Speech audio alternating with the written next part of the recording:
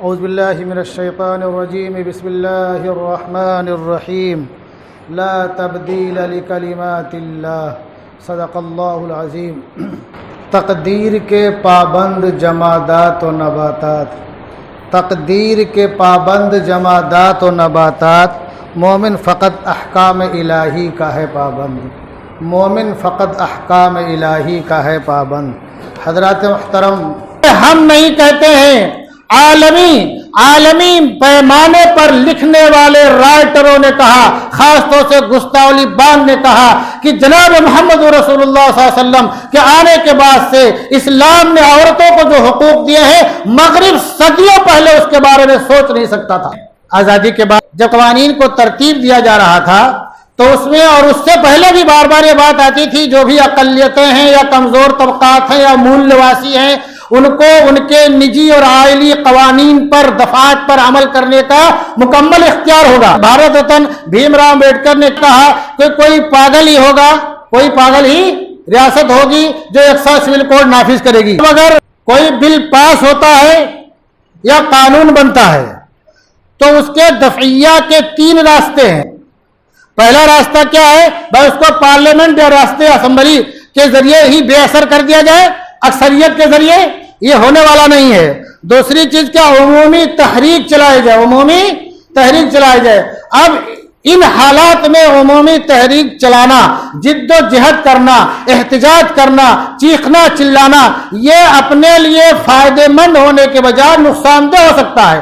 آپ کی چیخ و پکار اور آپ کے روڈ پہ آنے سے جو لوگوں کا مقصد ہے کہ تخت سرکنے نہ پائے، اس میں مضبوطی آ جائے تو یقین مضبوطی آ جائے، تو عمومی تحریک کا بھی یہ وقت نہیں ہے۔ تیسرا راستہ عدالت کا ہے۔ عدالت کے ذریعے آپ یہ بات دھیان میں رکھیے، آپ فیصلہ تو پا سکتے ہیں، آپ فیصلہ تو پا سکتے ہیں، لیکن آپ انصاف کی بہت زیادہ امید نہ رکھیے۔ بابری مسجد کے قضیے نے یہ بات ثابت کر دی ہے کہ فیصلہ کچھ ہوتا ہے اور انصاف کچھ اور ہوتا ہے۔ ابھی جو یہ معاملہ چل رہا ہے، عام لوگوں کے لیے ایک ہی سائز کا کپڑا بنایا جائے گا اور وہ سب کو بنایا جائے گا، کوئی لمبا ہو چاہے کوئی چھوٹا ہو، کوئی موٹا ہو چاہے کوئی پتلا ہو۔ یونیفارم سول کوڈ کا مطلب یہی ہے کہ تمام لوگوں کے لیے ایک ہی سائز کا کپڑا رہے گا، آپ کے بدن پہ آئے یا نہ آئے۔ خیر، یہ جو یونیفارم سول کوڈ ہے، اس سے پہلے جو 21واں لا کمیشن تھا وہ اس کو مسترد کر چکا ہے کہ بھارت جیسی سرزمین میں جہاں مختلف لوگ رہتے ہیں، مختلف عقائد کے لوگ رہتے ہیں، جہاں مختلف برادریاں رہتی ہیں، وہاں یونیفارم سول کوڈ نافذ نہیں کیا جا سکتا ہے۔ لیکن ابھی پھر شروع کر دیا 22ویں لا کمیشن نے، سب کی رائے مانگنی شروع کر دی، سب کی رائے مانگنی شروع کر دی۔ اب یہ رائے مانگنے کی حد تک ہے یا اس کے پیچھے کوئی منصوبہ ہے، کوئی پلاننگ ہے؟ ہم یہی سمجھیں گے کہ اگر ہم سے ذرا سی بھی چوک ہوئی تو دوسروں کو کامیابی مل جائے گی۔ اس لیے ہمیں بہت ہی حکمت سے کام لینا ہے۔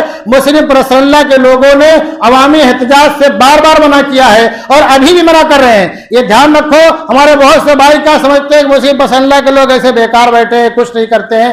مسلم پرسنل لا کے لوگ متعدد کیس میں فریق ہیں، سپریم کورٹ میں اور ہائی کورٹ میں، میراث کے تعلق سے ہو، تعدد ازواج کے تعلق سے ہو، اور بہت سے مسائل میں بہت کوششیں کر رہے ہیں، تگ و دو کر رہے ہیں۔ یہ اور بات ہے، اپنی تمام باتوں کو روڈ پر نہیں لاتے ہیں، روڈ پر سڑک چھاپ احتجاج نہیں کرتے ہیں، سڑکوں پر لا کر کے اپنے لوگوں کو کے جذبات کو ابھارتے نہیں ہیں۔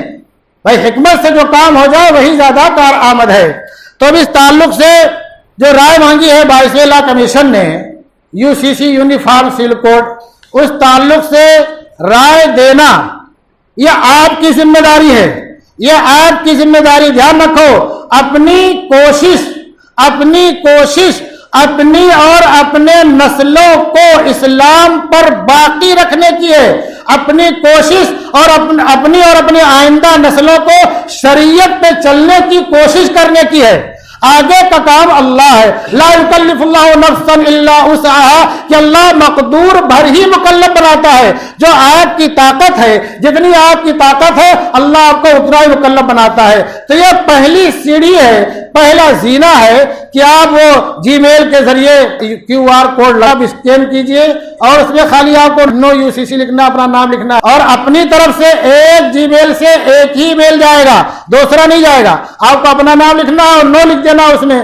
اب ہمارے گھر میں بالغ لڑکے بھی ہیں، بالغ لڑکیاں بھی ہیں، ہمارے گھر میں ہماری بیویاں بھی ہیں، ہم کو سب کی طرف سے کرنا ہے، سب کی طرف سے کرنا ہے۔ تو اس کی شکل کیا ہو جائے گا؟ گھر میں ایک ہی موبائل ہے تو آپ مختلف ای میل ID بناؤ سب کی طرف سے اور آپ سب کی طرف سے فارورڈ کرو، بھیجو اس کو۔ یہ آپ کی ذمہ داری، دھیان رکھو، اس میں آپ کو ذرہ برابر بھی سستی نہیں کرنی ہے۔ بعض دفعہ ہوتا کیا ہے، یہ جبر بھی دیکھا ہے تاریخ کی نظروں نے، یہ جبر بھی دیکھا ہے تاریخ کی نظروں نے، لمحوں نے خطا کی تھی، صدیوں نے سزا پائی۔ ہمارے بہت سے جذباتی بھائی کیا بولتے ہیں، اتنی خاموشی سے کام نہیں چلے گا، جذبات سے کام مت لو۔ بعض دفعہ جذبات سے کام بگڑ جاتا ہے۔ جو پہلا کام ہے وہ ای میل کرنے کا، وہ کیجئے، آپ وہ کیجئے، پہلا کام ہے۔ اس میں آپ بالکل غفلت نہ برتیے، سستی نہ برتیے۔ 14 جولائی تک ہی ٹائم ہے، 14 جولائی تک ہی ٹائم ہے، اس کے آگے ٹائم نہیں ہے بھیجنے کا۔ آپ اپنی طرف سے، اپنے بالغ بچوں کی طرف سے، اپنی بیوی کی طرف سے، اپنی بیٹیوں کی طرف سے، اپنی بہنوں کی طرف سے، سب کی طرف سے ID بنا کر کے بھیجنے کی کوشش کیجئے، اس میں بالکل کوتاہی نہ کیجئے۔ اور دوسری بات، یہ بات ذہن میں رہنی چاہیے کہ یہ یونیفارم سول کوڈ سے خالی ہمارے کو تکلیف نہیں آنے والی ہے، یہ دھیان رکھو۔ یہ تو ہوتا کیا ہے، نگاہیں کہیں ہوتی ہیں، نشانہ کہیں ہوتا ہے۔ یہ جو ST ہے اور OBC ہے اور جو مول نواسی بہت ڈھیر سارے ہیں، ان کے تمام حقوق سلب نہیں ہوں گے، غصب کر لیے جائیں گے۔ ان کے پراپرٹیاں جو اربوں کی ہوں گی، اس کے نیچے دفینے اور خزانے اور معدنیات کیا کیا ہے، وہ سب ان کے ہاتھ سے نکل جائے گا۔ تو یہ چونکہ ان کا جو نقصان ہوگا مالی نقصان ہوگا، یا اور جو بہت سے قبائلی ہیں ان کے رسم و رواج پر فرق آئے گا، لیکن دوستو اس سے ہمارا جو نقصان ہوگا، ہماری جو نجی اور عائلی معاملات ہیں جن کو شریعت کے مطابق ہی ہونا چاہیے، اس پہ حرف آئے گا، اس پہ حرف آئے گا۔ اس لیے ہمیں یہ نہیں دیکھنا کون کیا کرتا ہے کیا نہیں کرتا، لوگوں کو کیا کرنا ہے، فلاں فلاں کریں گے، وہ لوگ کریں گے، کسی کو مت دیکھو، خود کرنے کی کوشش کرو، خود کرنے کی کوشش کرو۔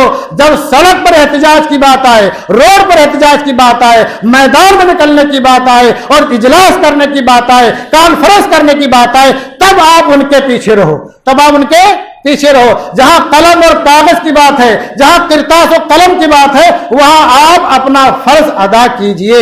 اس میں آپ کو میدان میں نہیں جانا ہے، گھر بیٹھے بیٹھے آپ کو میسج کر دینا ہے۔ تو آپ دوسروں کو مت دیکھیے، ان کا بہت زیادہ کیا ہوگا، مالی نقصان ہوگا، بہت زیادہ کیا ہوگا، ان کے رسم و رواج میں فرق آئے گا۔ آپ کا نہ تو رسم و رواج سے تعلق ہے، نہ مالی نقصان کے تعلق ہے، یہ ڈائریکٹ آپ کے وہ بنیادی حقوق کہ جس پر آپ کو چلنا شریعت پر بنے رہنے کا ضامن ہے، اس پہ حرف آئے گا۔ اس لیے آپ بالکل غفلت نہ برتیے۔ اور ہمارے جو نوجوان فالتو گھومتے رہتے ہیں، میں ان سے درخواست کروں گا کہ اپنا ٹائم نکالو، اپنا تھوڑا ٹائم نکالو، تھوڑا گھومنا پھرنا کم کر دو، ٹائم نکال کے اپنے وہ بہن بیٹیاں، وہ مائیں اور ہمارے وہ بڑے بوڑھے جو موبائل چلاتے ہی نہیں ہیں یا چلاتے ہیں جو جانتے نہیں ہیں، آپ ان تک پہنچو 14 جولائی سے پہلے تک، اور ان کا ای میل ID بناؤ اور اس کے ذریعے سے ان کی طرف سے آپ یہ بھیجنے کی کوشش کرو۔ اپنی ذمہ داری تھوڑا سوچو۔ یہ جوان لوگ ہی ہوتے ہیں، جوانوں کے ذریعے بعض دفعہ انقلاب آتا ہے۔